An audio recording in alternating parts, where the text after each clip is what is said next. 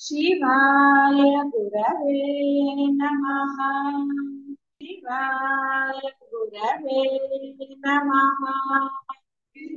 शिवाय गुरवे नमः। शिवाय गुरवे नमः। शिवाय गुरवे नमः। शिवाय गुरवे नमः। शिवाय गुरवे नमः। మోహరహితుడు బ్రహ్మమందు నిలకడ కలవాడునగు బ్రహ్మజ్ఞాని ఇష్టమైన దానిని పొందినప్పుడు సంతోషము గాని అనిష్టమైన దానిని పొందినప్పుడు దుఃఖము గాని పొందడు. అలా ఉండాలి. అంతేగాని లభించిందని ఒకలాగా లభించలేదని ఇంకోలాగా ఇక నానా రకాలుగా ఉండరాదు అని భావం. బ్రహ్మ సాక్షాత్కారం పొందిన వారికి అంటే అజ్ఞానికి జ్ఞానికి గల భేదం ఆచరణ ఎందు వ్యక్తమవుతుంది. గుడ్డివానికి నేత్రములు కలవానికి గల భేదము వారిని అడగ ఎందుకు తెలుస్తుంది కదా. అలాగే బ్రహ్మజ్ఞాని ఎటువంటి విపత్కర పరిస్థితులందు గాని అప్రియ సందర్భములందు గాని వ్యసనము అంటే అర్థము ఎటువంటి ఉద్రేకము పొందడు అని అర్థం. కల్లోలము మనసులో వికల్పాలు కలగమని అర్థం. పొందకుండా అలాగే ఎటువంటి సౌఖ్యప్రదములకు పరిస్థితులందును పొంగడు. రెండిటి యందును అతని చిత్తము ఒడిదుడుకులు లేక సమభావంతో ఉంటుంది. బ్రహ్మము తెలుసుకున్న వారికి ఈ ప్రపంచము స్వప్నతుల్యంగా మిథ్యాగా గోచరిస్తుంది. అట్టి మిథ్యా ప్రపంచమున ప్రియ వస్తు లాభం చే సంతోషము అప్రియ వస్తు లాభం చే దుఃఖము ఎలా కలుగుతుంది వారికి? ప్రపంచము సత్యమను భావము గల వారికే ఆ సుఖ దుఃఖ భావాలు. నిన్న చెప్పుకున్నట్టుగా వాళ్ళు అన్నారు వీళ్ళు అన్నారు, లేదా బాధ కలిగింది, ఇంకోటి ఏదో అయింది, అనుకున్నది అవ్వలేదు, ఇలా జరిగింది అలా జరిగింది, ఇలా రకరకాల మాటలు ఎన్నొస్తాయో సమర్థింపు మాటలే. మీ సాధనకి అడ్డంగా ఉన్నప్పుడు మీరు కొంచెం ఇది చేస్తే ఏమీ దోషం లేదు. కాబట్టి ఒకటి జన్మరాహిత్యం పొందాలనుకునేవారు ఎక్కువ మాట్లాడరు. సాధ్యమైనంత మౌనమే. ప్రాపంచిక విషయాల పట్ల మౌనాన్ని వహించి ఉండాలి. అంతర్మౌనము బాహ్య మౌనం. అలాగే వాళ్ళకు వద్దన్నారు, అవతల వాడు చేస్తున్నారు, ఇవతల వాడు వీళ్ళకి అనవసరమైన సంగతులు చెప్పి విసిగిస్తున్నారని అనవచ్చు. మీరు వినకండి, ఏమి నష్టం లేదు. అంచెనిష్ఠూరం కన్నా ఆది నిష్ఠూరం అన్నట్టుగా మొదట్లో చెప్పచ్చు, నాకు అనవసరంగా ఇలాంటి విషయాలు చెప్పొద్దు అని. ఏమీ నష్టం లేదు. ఏమైపోవు, బంధాలు ఎక్కడికో పారిపోవు. ముందు ఉత్సుకత.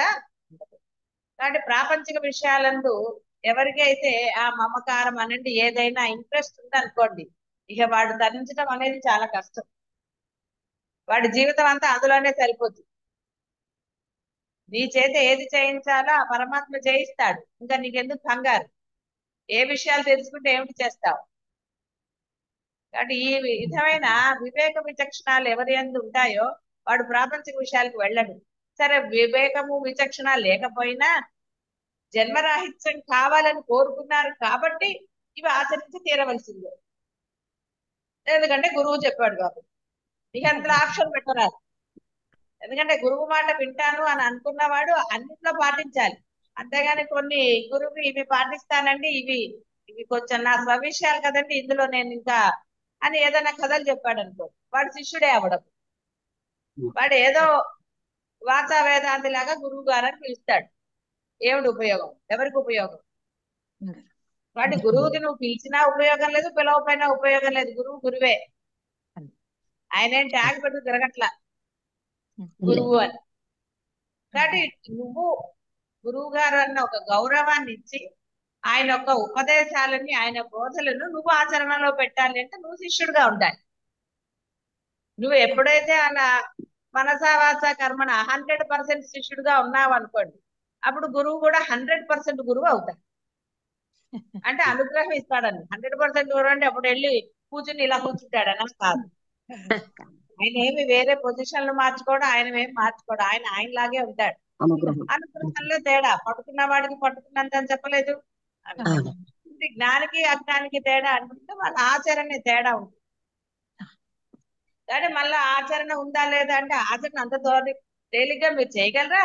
చేయగలుగుతున్నారా? పోనీ ఎప్పటి లేదమ్మా, నుంచో చెయ్యను. బోధలు విన్నా అన్ని ఆచరణలు పెట్టగలిగారా? మనస్సు నిమ్మళం అవుతుందా? ఎట్టి పరిస్థితుల్లో అయినా సరే, ఎలాంటిది అయినా సరే మనస్సు చంచలం కాకుండా ఉన్నదా?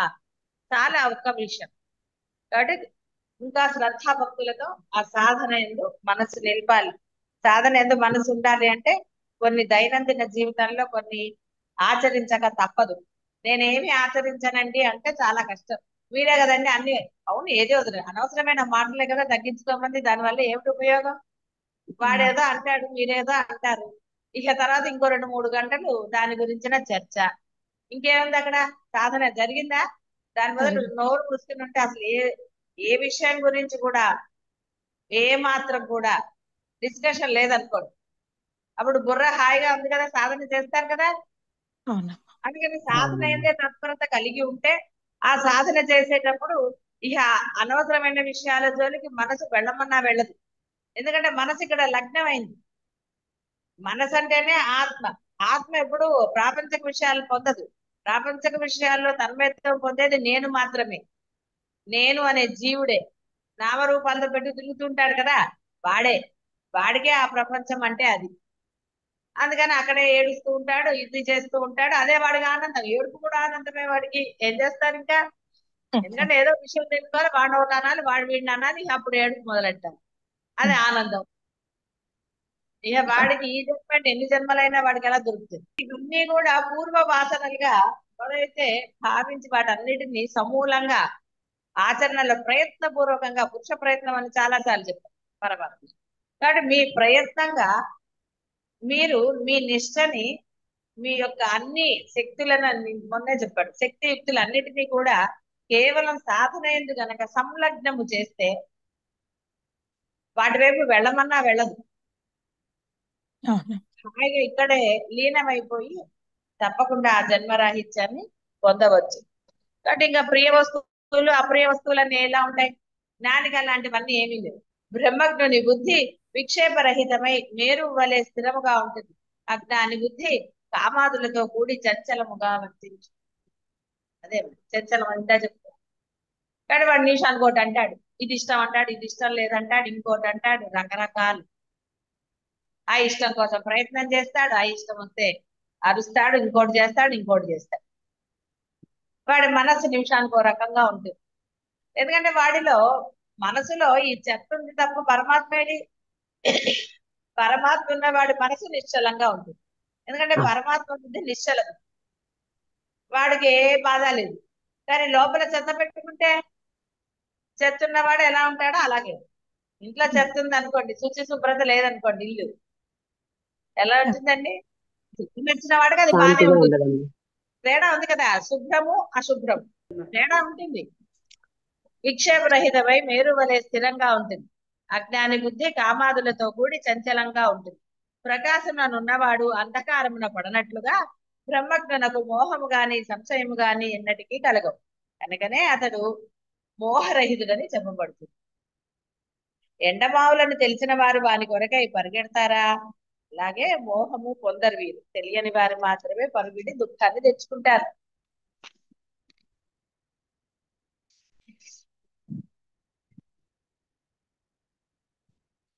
బాహ్యమున గల శబ్దాది విషయములందు ఆసక్తి లేనివాడు ఆత్మయందు ఎట్టి సుఖము గలదో అట్టి సుఖమునే పొందుచున్నను. అంటే అతనికి ఇది అది అని భేదం లేదు. నిరతిశయ ఆనందం అంటే లేస మాత్రమైన భేదభావం లేనివాడని అర్థం. అతడు బ్రహ్మనిశ్చయాన్ని సమాధితో కూడుకున్న వాడే అక్షయమైన సుఖాన్ని పొందుతూ ఉంటాడు. నిరతిశయ ఆనందం అంటే అది. అంతేగాని ఈ క్షణం వేరే, ఇంకో క్షణం వేరే అలాగా. ఇది ఇది జరిగింది కాబట్టి ఆనందం, ఇది ఇలా జరిగింది కాబట్టి దుఃఖము, ఇలాంటి భేదాలు లేవు. ఆత్మ ఎందు నిలకడ కలగవలెనన్న శబ్దాది విషయముల నుండి మనస్సు మరలాలి. బాహ్య విషయములందు ఆసక్తి లేని మనస్సు అంతర్ముఖమై ఆత్మ ఎందు స్థిరత్వాన్ని పొంది అక్షయ సుఖాన్ని పొందుతుంది. కాబట్టి అక్షయ సుఖము బయట ఎచ్చటనూ లేదు. అక్షయ సుఖం అంటే క్షయము లేని ఆనందం అని అర్థం. ఎక్కడ క్షయం లేదు దానికి, ఎల్లప్పుడూ ఆనందమే. అది ఆత్మ ఎందే కలదు. ప్రపంచమున విషయాదులందు గల సుఖము క్షయమైనది, అశాశ్వతమైనది. దుఃఖ మిశ్రితమైనది, రాకడా పోకడా కలిగి ఉన్నది. అది ప్రతిబింబ సుఖము. బింబభూతమగు సుఖము ఒక ఆత్మ ఎందే కలదు. సుఖము యొక్క ప్రధాన కేంద్రము అంతరముననే కలదు గాని బాహ్యమున కాదు. ఆత్మ సుఖమే వస్తువులందు ప్రతిబింబించి విషయ సుఖముగా వ్యక్తమవుతోంది. ఈ సత్యమును తెలుసుకొన చాలగా అవివేకులకు జనులు సుఖము బయట ఉన్నదని తలంచి ఎముకను కొరకు కుక్క తన నోటి నుండి జారిన రక్తమునే ఆస్వాదించు అది ఎముక నుండి వచ్చినదని భ్రమించు చందమున ఆ శబ్ద స్పర్శాది విషయముల కొరికే పరుగిడుచు ఎండమావుల వలె వారిని వెన్నంటుచు జీవితాన్ని వ్యర్థం చేసి శబ్ద స్పర్శాది విషయాలంటే ఇవే అనవసరమైన మాటలు, అక్కర్లేని విషయాల గురించి ఎంక్వైరీలు. ఎందుకంటే ప్రపంచం ఏమైతే మనకి చుట్టాలు ఇళ్ళల్లో ఏమైతే మీకు ఎందుకు సంసారం వాళ్ళు మీ పిల్లల ఇంట్లోనే అక్కర్లేదు. మీ ఇంట్లో ఏం చేస్తారో మీరు చూసుకోండి చాలు. మీ ఇంట్లో అయినా సరే మళ్ళీ ఇంకో భార్య భర్తలు అలా ఉన్నారంటే వాళ్ళ విషయం కూడా మీకు అవసరం లేదు. ఏమిటి మీకు దెబ్బలాడుకుంటున్నారని మధ్యలో దూరక్కర్లేదు. దెబ్బలాడుకుంటారు మీకు ఎందుకంటే పచ్చడి. మీరు దెబ్బలాడుకుంటే వాళ్ళు వచ్చారు ఏమంటారు, కోడ అవతలకి అందరూ వాళ్ళు అమ్మేరు కాబట్టి దూరుకుంటారు. కానీ దూరిపోకర్లా ఎవరి విషయాల్లో 3 పెళ్ళాల విషయాలు వాళ్ళు చూసుకుంటారు. ఒకవేళ వాళ్ళు మీ దగ్గరకు వచ్చినా అరే మీరు చూసుకోండి రా అని చెప్పండి. వాళ్ళు పరిష్కరించుకోలేదంటే ఏదన్నా చెప్పాలి. గురువులకు ఒక అధికారం ఉంది కానీ ఇంట్లో తల్లిదండ్రులకి వాళ్ళకి ఏమిటంటే అనవసరంగా లేని కోరిక పెడతారు. అంతకన్నా ఏం లేదు కదా. కొడుకు కోడలు సుఖంగా ఉన్నాను అనుకున్న వాళ్ళు ఎప్పుడు పుల్లలు పెట్టరు. అలాగే అత్తగారు మా ఆయన మంచిగానే ఉండాలి అనుకున్న వాళ్ళు కోడళ్ళు పుల్లలు పెట్టరు. అంటే బుద్ధి సరిగా లేనప్పుడు కదండి ఇలాంటివన్నీ కూడా. ఎవరి బుద్ధి బాగాలేదో ఏం చెప్తారు. అందుకని ఎవరి బుద్ధి బాగుందో వాడికే జన్మరాహిత్యం. జన్మరాహిత్యం కావాలి అనుకున్నవాడు బుద్ధి సరిగ్గా ఉంచుకొని తీరాలి. అంటే అందులో ఆప్షన్ లేదు వాడు. అంటే బుద్ధి లేకుండానే ఉండాలి. హాయిగా బుద్ధి లేకుండా ఇష్టం ఉన్నట్టు చేయమని కదా అర్థం. అసలు బుద్ధి అనే పదం వాడికి తెలియదు. వాడి మానాన వాడు ఉంటాడు, వాడి పని వాడు చేసుకుంటాడు అంతే. అంటే అనవసరమైన వాటి జోలికి వెళ్ళదు. శబ్ద స్పర్శాది విషయములద్దు. ఎందుకంటే అవన్నీ మనకి హాయిగా సాధకుడు అనేవాడు సాధకుడి నుంచి శిష్యత్వానికి వెళ్ళాలి. అప్పుడు కదా వాడికి బ్రహ్మజ్ఞానం లభిస్తుంది. లేదా ఎంతసేపు నేను సాధన చేస్తూనే ఉంటానంటే ఏం లాభం. కాబట్టి ఎండమావుల వలె వారిని వెంటచుతూ జీవితాన్ని వేస్ట్ చేస్తున్నారు, వ్యర్థం చేస్తున్నారు. ఒక్క నిమిషాన్ని వెనక్కి తేగలరా? ఏమీ తేలేదు. ఇవాళ సాధన అయితే మనసు లగ్నం అయింది అనుకోండి, దాన్ని పెంచుకుంటూ పోతే ఉంటుంది. కానీ అబ్బో నిన్నంత చేసేసరికి భలే నీరసం వచ్చేసిందండి, ఇవాళ వద్దులే, ఇవాళ ఒక సినిమా చూసొద్దాం అన్నారు అనుకో, అది మళ్ళీ వెనక్కి రాదు, సాధన దగ్గరికి రాదు.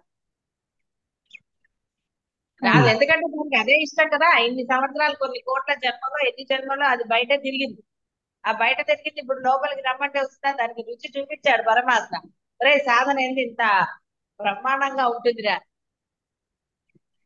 అంటే అక్కడ ఆ యొక్క దాన్ని అర్థం చేసుకున్న వాడు ఎవడు కూడా మళ్ళీ ఈ శబ్దాది విషయాల వైపు పరిగెత్తడు. అనవసరంగా లేకపోని ఏడుపులు. ఎందుకంటే తీరిగ్గా కూర్చుని ఏడిస్తే ఏం లాభం, ఏమి ఉపయోగం లేదు. ఏడటం వల్ల మొదటిసారి ఎవరైనా అయ్యో పాపం అంటారు, రెండోసారి ఒట్టి పాపం అంటారు, మూడోసారి అసలు ఏమన్నా పట్టించుకుంటారు. బయట నిమిషానికి ఒకసారి ఎవరి మీద ఏదో చెప్పేసి వాడి మీద చెప్పారు అనుకోండి, అవతల వాడు కూడా అలాంటి వాడు అయితే చక్కగా ఇంకా కథలు చెప్పించుకుని వింటాడు. అవునా అలాగా ఇలా చేయ అలా చేయని అనవసరంగా లేనిపోని చెప్తాడు. అవతల వాడు కొంచెం అంటే ఈ గోల ఏమిటి కూడా ఎప్పుడు ఫోన్ చేస్తే కూడా అవతల వాడి గురించే చెప్తాను చెడ్డగా, నా వల్ల కాదు బాబోయ్ అని ఫోన్లు ఎత్తడం మానేసి కదా. అలా ఉండాలి కూడా. అప్పుడైనా వీళ్ళకి బుద్ధి వస్తుందా అంటే ఏమో తెలీదు. అందువల్ల వాళ్ళందరి గురించి కాకుండా ఒకటి ముఖ్యంగా గుర్తుపెట్టుకోండి, మీరు సాధన చేద్దామంటున్నారు, జన్మ రాహిత్యం కోసం మీ సాధన, అది ఈ జన్మలో జరగాలి. అంతేగాని ఎక్కడో ఎన్నో జన్మల తర్వాత అండి మళ్ళీ మానవ జన్మ వచ్చినప్పుడు చూసుకుందామంటే అంటే ఏమిటి అలా అనుకోరాదు. నీ ప్రయత్నం ఎలా ఉండాలి, ఈ సెకండ్ నేను పొంది తీరాలన్న పట్టుదలతో చేయాలి. ఈ సెకండ్ అని ఈ జన్మలో అన్నది కాదు. ఎప్పుడు ఒకటే డైలాగ్ బాగుండదు కదా, అందుకని చెప్తున్నా. ఇప్పటి నుంచి మీరు ఎలా చేయాలి, ఈ క్షణం నేను పొంది తీరాలి అన్న పట్టుదలతో చేయాలి. ఈ సెకండ్ నేను బ్రహ్మజ్ఞానం అయిపోవాలి అని అంత తీవ్ర పట్టుదలతో చేస్తేనే మీరు అవుతారు. ఈ అలాగే జన్మలో అంటే ఈ జన్మ ఎప్పటి వరకు మీకు ఏం తెలుసండి. కాబట్టి ఈ క్షణమే నేను బ్రహ్మజ్ఞాని అంటే అస్థిరత్వం పొందుతున్నాను అన్న దృఢ భావంతో చేయాలి. లోపల మనసులో అదే భావం ఉండాలి. ఎస్, నేను ఎట్టి పరిస్థితుల్లో ఈ క్షణంలో నేను పొంది తీరుతాను, నేను ఇందులోనే స్థిరంగా ఉంటాను అన్న దృఢత్వంతో ఆ అఖండమైన పట్టుదలతో చేయాలి. అంతే అలాగే తప్ప ఈ జన్మలోనే అనకండి. ఎందుకంటే ఈ జన్మ ఏ సెకండ్ లో ముగుస్తుందో మీరు చెప్పగలరా? ఎవరూ చెప్పలేదు. మరి అలాంటప్పుడు ఈ జన్మలోనే పొందుతానని ఎలా అంటారండి? పరమాత్మ గురువులు ఏంటంటే కరుణతోటి వాడిని భయపడకుండా ఏదో చెప్తారు. సరే, మొత్తానికి ఏంటంటే ఆ విధంగా గురువులు ఏ సమయంలో ఏది చెప్పాలో అదే చెప్తారు. అది ఇక్కడ అది బాగా గుర్తుపెట్టుకోండి. ఇంకా జయమందు గనక దృఢత్వం లేకపోతే చాలా కష్టం. జయమందు దృఢత్వం ఉండాలి, ఉండి తీరాలి. అక్షయ సుఖము బయట అలాగేనమ్మా. ఎత్తటం లేదు, లోపలే ఉంది. కాబట్టి శబ్ద స్పర్శాది విషయముల కొరకు పరిగెత్తకుండా జీవితాన్ని వ్యర్థం చేసుకోకండి. విఘ్నుడగు వాడు బాహ్య విషయములందు ఆసక్తి లేనివాడే అభ్యంతర ఆత్మ సుఖము కొరకే అన్వేషిస్తూ దానిని పొంది కృతార్థుడు అవుతాడు. విషయములపై విరక్తి జనింపనిచో మనస్సు అక్కడి నుండి మరలి అంతర్ముఖం కాదు, ధ్యానము సరిగా జరగదు. కాబట్టి అంతరాత్మ సుఖానుభవమునకు ముందుగా బాహ్య బాహ్య వస్తు వ్యామోహం నశించి దృశ్య పదార్థముల విరక్తి జనించాలి. కనుకనే పరమాత్మ ఇక్కడ బాహ్య అంటే ముందునే చెప్పారు, బాహ్య విషయాలందు ఎటువంటి ఆసక్తి శబ్ద స్పర్శాది విషయములందు అని చెప్పారు. షరతు ముందుగా విధించారు. ఆత్మసుఖం అనుభవించవలనన్నా ముందుగా కొద్దిగా పన్ను చెల్లించాలి, ట్యాక్స్ కట్టినట్టుగా. అది ఏ విషయ సుఖ త్యాగము. ఆ విషయాన్ని త్యాగం చేయకపోతే ఇంకంతే. విషయాలు పట్టుకున్న వాడికి పరమాత్మ ఎక్కడ దొరుకుతాడండి? విషయాలే ఉంటాయి వాడికి.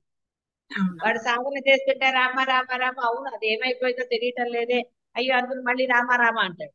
మళ్ళీ ఇంకో 2 నిమిషాలుగా వస్తుంది. ఇక ఆ తర్వాత రామ లేడు, రామ ఎక్కడికో వెళ్ళిపోయాడు, అరణ్యవాసానికి పంపించేశారు మళ్ళీ. అంతే సింపుల్, ఇంకా అక్కడ ఏం జరగదు. ఇక రామ అనేవాడు మళ్ళీ ఎప్పటికొస్తాడు? ఎందుకంటే ఇక్కడ విషయం ఉంది. ఇక ఆ విషయంలోనే వాడు నానా గోల. కాబట్టి ట్యాక్స్ ఏంటంటే ఆత్మసుఖము విషయ సుఖ త్యాగాన్ని చెయ్యాలి. అధిక సుఖము కొరకై అల్ప సుఖమును మనుజుడు విడవటంలో విఘ్నత ఉంటుంది కదా. ఇప్పుడు 1+1 ఆఫర్ కి కన్నా 1+2 ఆఫర్ అంటే పరిగెడతారు కదండి, అంతేనా కదా? అందులో సందేహం ఏం లేదు కదా. ఎవడు పోడు, 1+2 ఆఫర్ కే వెళ్తాడు. అంటే మ్యారేజ్ రెండింటిని కంపేర్ చేసుకుంటాడు కదా వాడు. చేసుకుని 1+2 ఆఫర్ చాలా బాగుందని అటే కదా పోతాడు. అంటే మరి పరమానందమైన నిరతిశయ ఆనందం దొరుకుతుందంటే ఈ ఏడుపులు ఎందుకండి? అనవసరంగా కళ్ళ నీళ్ళు ఎంత వేస్ట్. తర్వాత ఏడిస్తే కూడా కళ్ళ నీళ్ళు వస్తాయా? రావు. చూడండి, కొన్నాడు పోయాక ఏడిచినా రావు, ఒట్టిగా దీర్ఘాలు తీస్తారు అంతే. ఒట్టిగా దీర్ఘాలు తీస్తారు ఏడ్చినట్టుగా. పిల్లలు చూడండి, ఏడుపు రాకపోతే ఈ అంటూ ఉంటారు. వాడు నిజంగా ఏడు, వాడికి కళ్ళమ్మ నీళ్ళు రావు, వాడు ఒట్టిగా కళ్ళు ముట్టుకుని ఈ అంటూ ఉంటాడు. మీరు ఇవన్నీ చూసినవన్నీ కదా. కాబట్టి మన ఆత్మసుఖానికి నిరతిశయ ఆనందం పొందాలి అంటే అనవసరమైన ఇలాంటి ఆనందాలు దుఃఖాలు వీటన్నిటిని వదిలేయాలి. అనవసరంగా వాటిల్లో కూర్చుని ఏడ్చి ఏం లాభండి? ఏమన్నా ఉపయోగం ఉందా? ఏమి ఉపయోగం లేదు.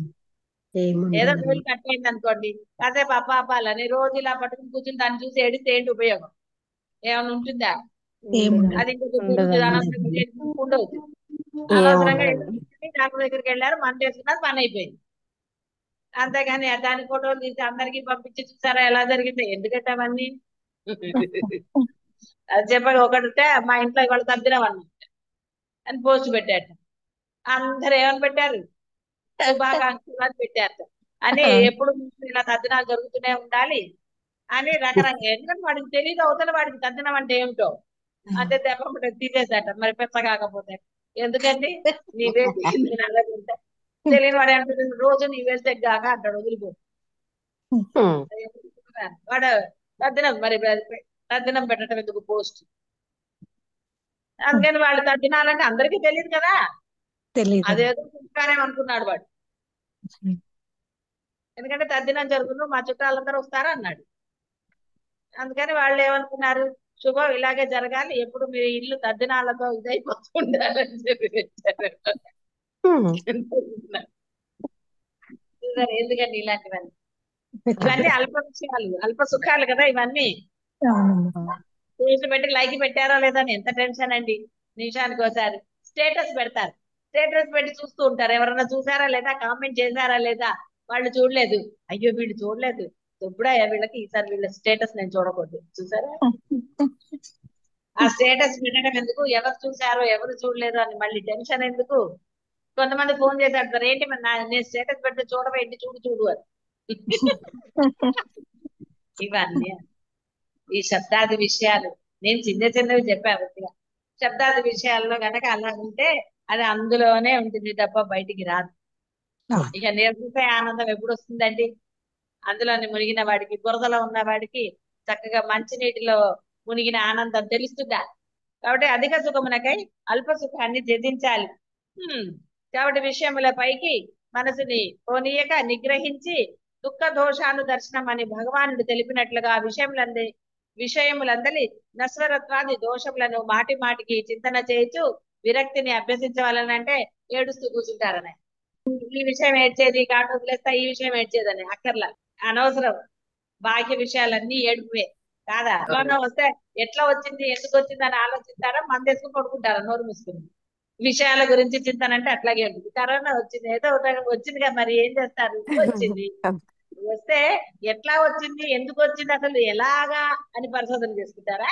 పరిశోధన చేసామని వేరే ఉన్నా మీకు ఎందుకండి, మీకు వచ్చింది, డాక్టర్ దగ్గరికి వెళ్ళాలి, మందు తెచ్చుకోవాలి, వేసుకోవాలి, నోరు మూసి పడుకోవాలి, ఏమున్నాయి అవా అంతే తప్ప ఎందుకని అంటే కరోనా పెరుగుతుందా తగ్గుతుందా, ఎందుకు?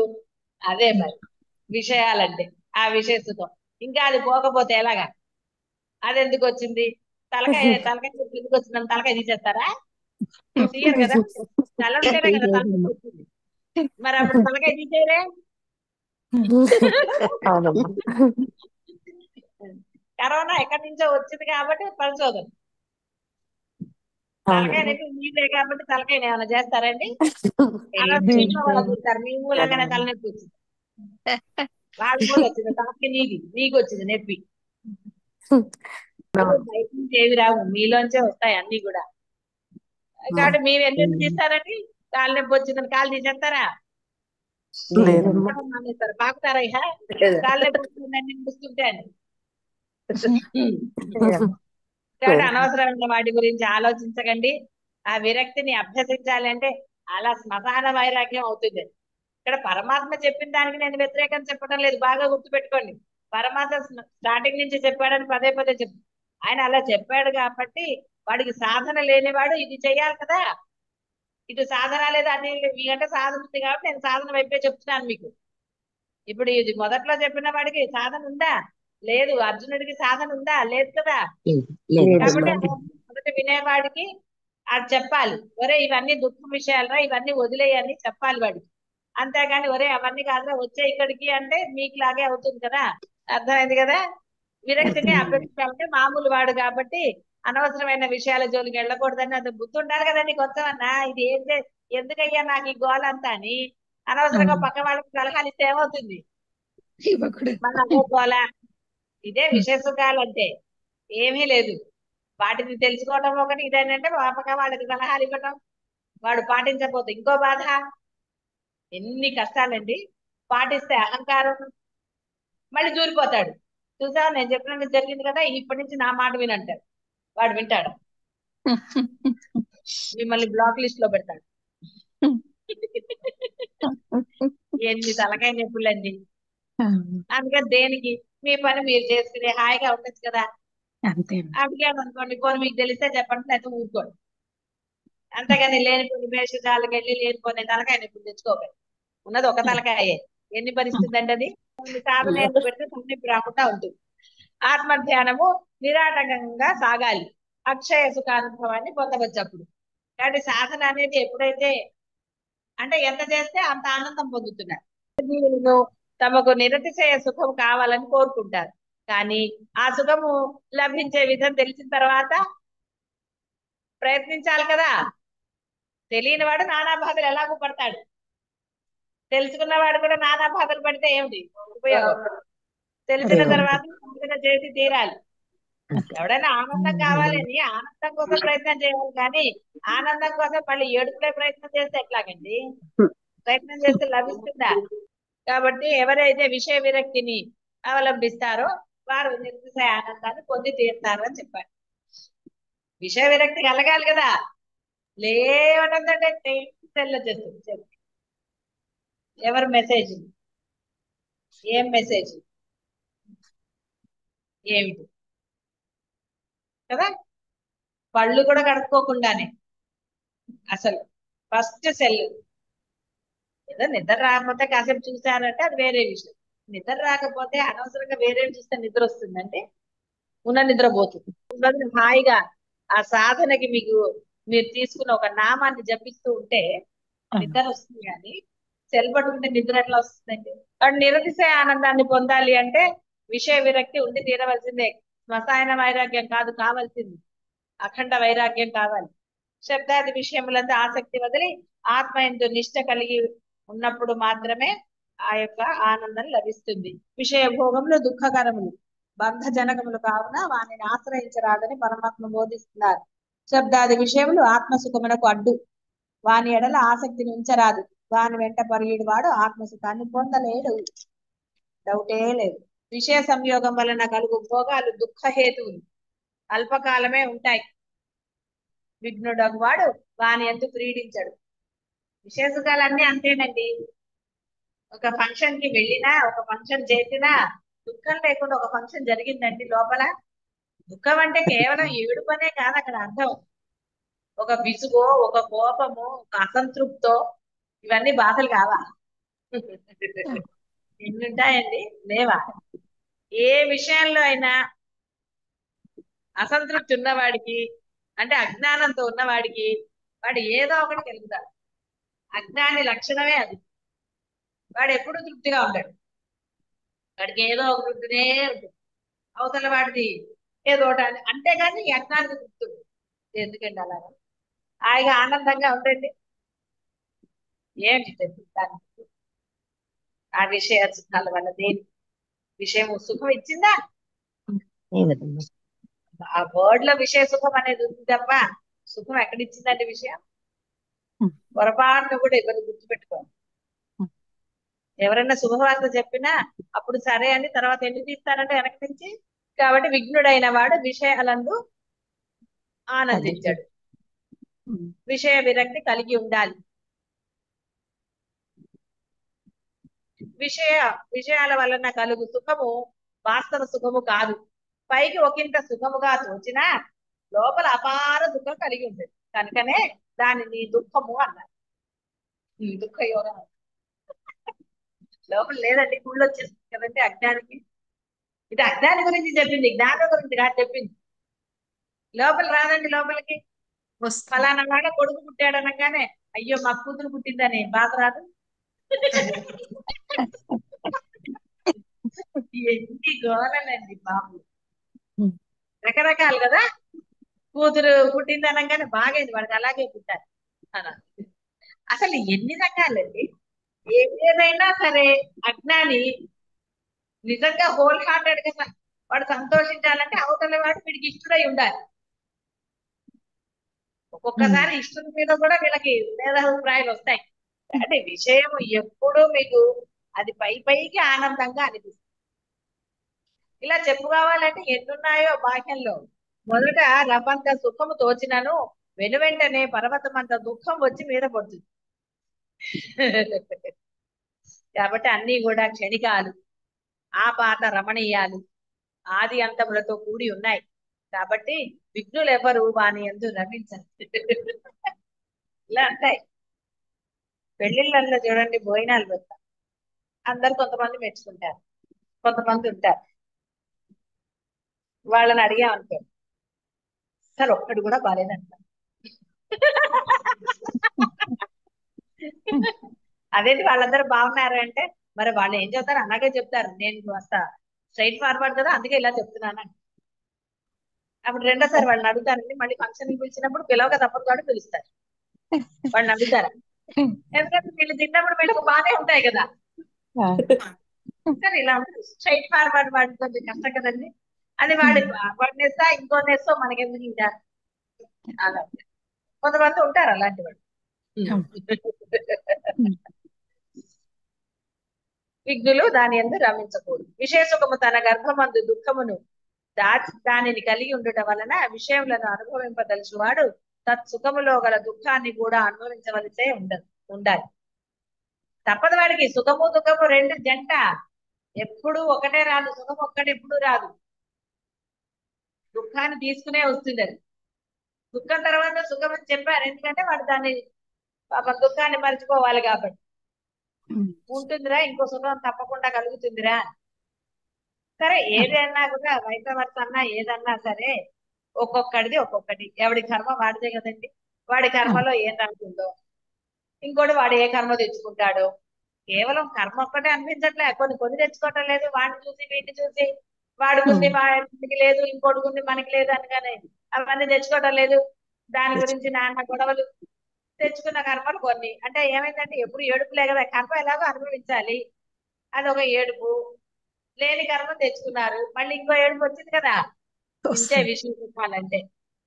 అందుకని దాని బదులు హాయిగా సత్యం బోధపడిన తర్వాత, సత్యం బోధపడింది, ఇప్పుడు సత్యం బోధపడలేదు అన్నిటికీ లేదు. సత్యం బోధపడిన వాడు విఘ్నుడైన వాడు ఇక అలాంటి లంపటాల్లోకి వెళ్ళరాదు.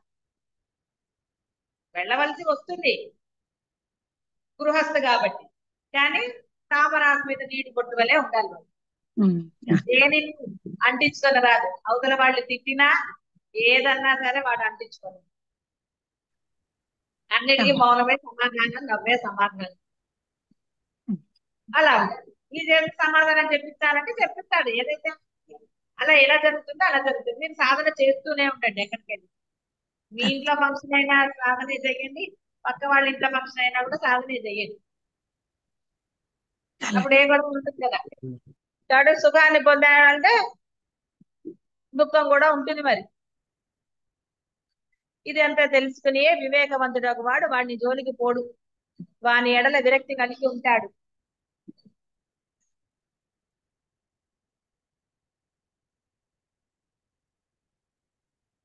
ఉపేక్షాభావం కలిగి ఉండారు. నతేషు రమదే బుధహ. వాడి అజ్ఞానియో పై తడుపు వెలుకులను సుఖాభాసమును చూచి మురిసిపోయి ఆ విషయ సుఖములను అనుభవించి గోతిలో పడతాడు. గాలంన తగులుకొను చేపవలే వినాశాన్ని పొందుతాడు. చేప మాంసం ముక్కలను చూసి ఆనందపడి దానిని సమీపించి భక్షిస్తుంది, కానీ దానిలోన నిగూఢమైన గాలాన్ని అది చూడదు. తత్ఫలితంగా మృత్యుముఖమున పడుచున్నది. ఎన్నిసార్లు చూశారు. దృశ్య సౌఖ్యములను దోషాలు, పైకి సుఖముగా కనిపించినను లోన దుఃఖము కలిగే ఉంటుంది. ఆది అంతములు కలవై ఉండటం వలన క్షణికములై ఉంటాయి అవి. ఆత్మసుఖమో అలా కాదు. దాని యందు దుఃఖము లవలేశమైనను ఏచటను ఉండదు. తైలధార వలె అవిచ్ఛిన్నమైనట్టి ఆనందం ఉన్నది, అది శాశ్వతమైనది. విషయ సుఖమును చిన్న దీపమునకు పోల్చినచో ఆత్మసుఖమును అస్తమయం లేని సూర్యునకు పోల్చవచ్చును. దీపము ఎప్పుడైనాను ఆరిపోవచ్చును, కానీ ఆత్మభాస్కరుడు ఎన్నడును ఉపశమింపడు. ఇంద్రియ సుఖములు చిన్న దొరవుల వంటివి, క్షణకాలములో ఎండిపోతాయి. ఆత్మానందము సముద్రం వంటిది, అది ఏ కాలమందునూ తరగదు. ఈ భేదము తెలిసి మహనీయులకు వారు విషయభోగములందు విరక్తి కలిగి ఆత్మానందాన్ని ఆశ్రయిస్తారు. తెలివి గలవాడు దృశ్య సుఖములందు రమించడు అని చెప్పారు. తెలివి తక్కువ వాడే వాటిల్లో ఆనందం పొందుతూ ఉంటాడు. ఎంత ఏడ్చినా ఎన్ని జరిగినా మళ్ళీ దానిలోనే పరిగెడుతూ ఉంటాడు. అంటే మీరందరూ జ్ఞానులు. ఇప్పుడు మీలో అకారం లేదు కదా సత్సంగాల్లో వాళ్ళు. ఎందుకంటే మరి ఈ జన్మలోనే కాదు, ఈ క్షణంలోనే పొందాలన్న నిశ్చయ బుద్ధి ఈ క్షణం నుంచి పెట్టుకోవాలి. జన్మ రంగుకుంటున్నారు, నిరతిశయ ఆనందం కావాలని అన్నారు. కాబట్టి మీరు ఆ విధంగా ప్రయత్నం చేయవలసిందే. అంతేగాని ఇంకా నేను విషయ సుఖాల్లోనండి ఏ పిట్టారు వస్తుందో ఇటు చూస్తాను, అదేం చేస్తుందో అటు చూస్తాను, ఇటు తిరుగుతాను అటు చూస్తాను అంటే చేసేదేం లేదు. ఏ కాబట్టి గురు. విషయాలు ఎంత వదిలితే అంత ఆ సెకండ్ లో మరో సెకండ్ లోనే ఆ యొక్క ఆత్మ జ్ఞానాన్ని పొందవచ్చు, స్థిరముగా ఉండవచ్చు. కాబట్టి జ్ఞానాన్ని ఆచరణలో పెట్టాలి. ఇంకా విషయాలుగా ఉంటే కనుక ఇంకా విషయాల పట్ల ఏది విషయం, అది చిన్న విషయమా చిన్న విషయమా కాదని అర్థం.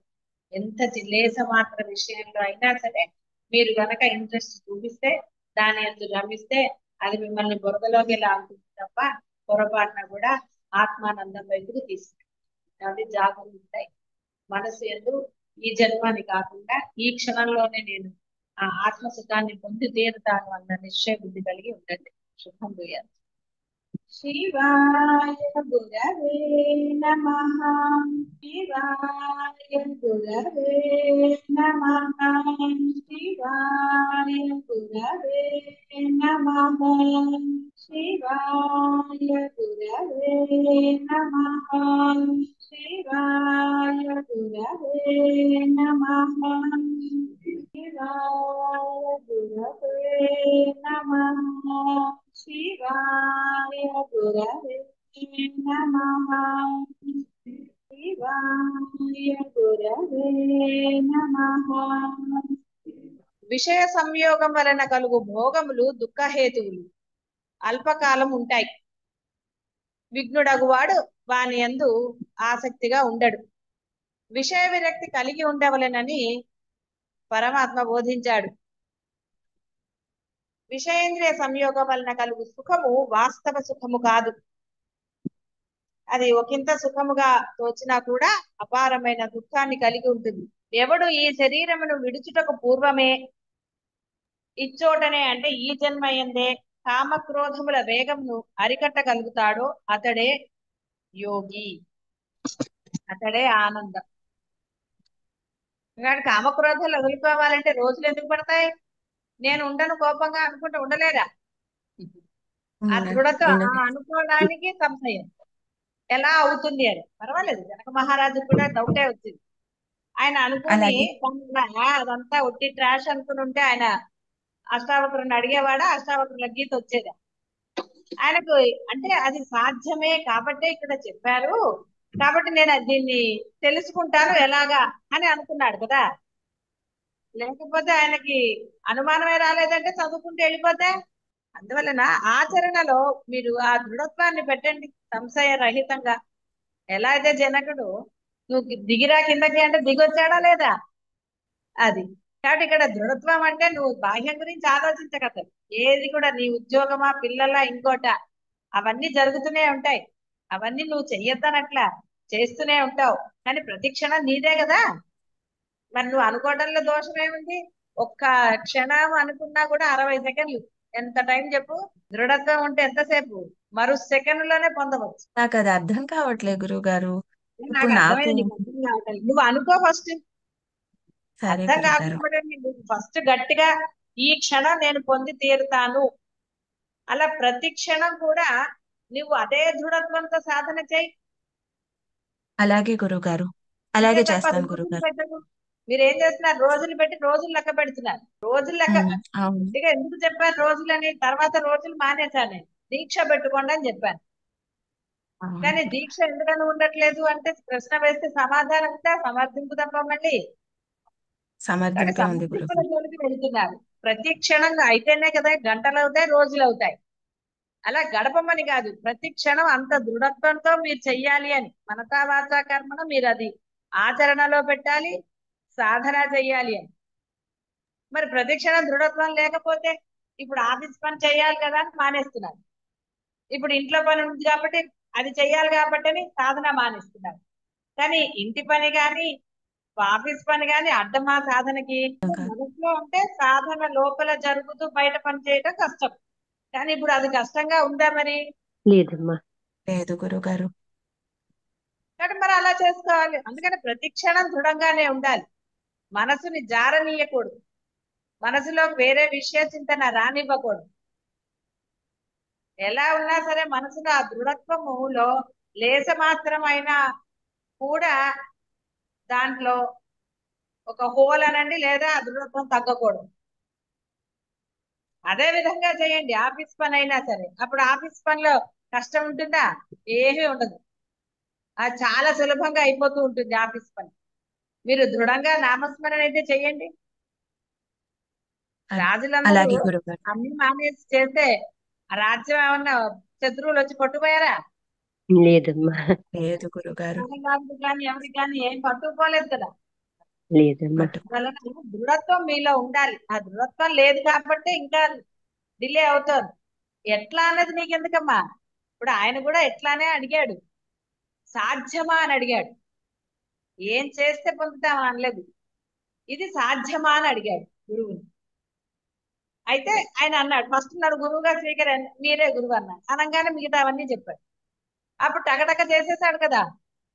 కాబట్టి సాధ్యం అయ్యేదే గురువులు చెప్తారు. కాబట్టి ఇంకా సందేహం అక్కర్లేదు. గురువు ఏమన్నారు? ఈ క్షణం నేను పొంది తీరుతానని నిన్ను సాధన చేయమన్నారు. మోక్షమునకు కావలసిన సాధనా సామాగ్రిని ఈ జీవితమునందే సమకూర్చుకోవాలి. మరి ఒక లోకమున గాని మరి ఒక జన్మ యందు గాని ఆ పని సాధ్యపడదు. భూలోకము కర్మభూమి, సాధన చేయుటకు అనువైన ప్రదేశము. స్వర్గాది ఊర్ధ్వ లోకములందు గాని పాతాళాది అధోలోకములందు గాని పరమార్థ సాధనకు అవకాశాలు లేవు. కాబట్టి ఇహ ఏవ అన్నారు, అంటే ఇక్కడే ఇప్పుడే అని అర్థం. కాబట్టి ఇచ్చోటనే ఈ లోకమందే ఈ జన్మ మందే ఆధ్యాత్మ సాధనను త్వరితముగా పూర్తి చేసుకోవాలని పరమాత్మ నొక్కి మరి బోధిస్తున్నారు.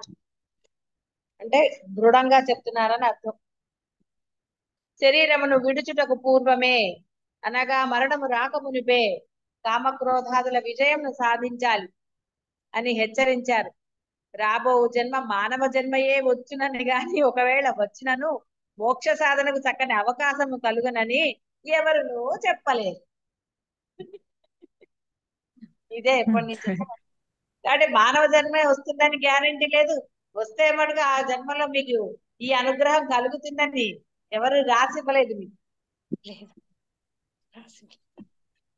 ఈ జీవితమునే సదుపయోగము చేసుకొని నిరంతరము పరమార్థ లక్ష్యమునకై ప్రయత్నము చేయాలి.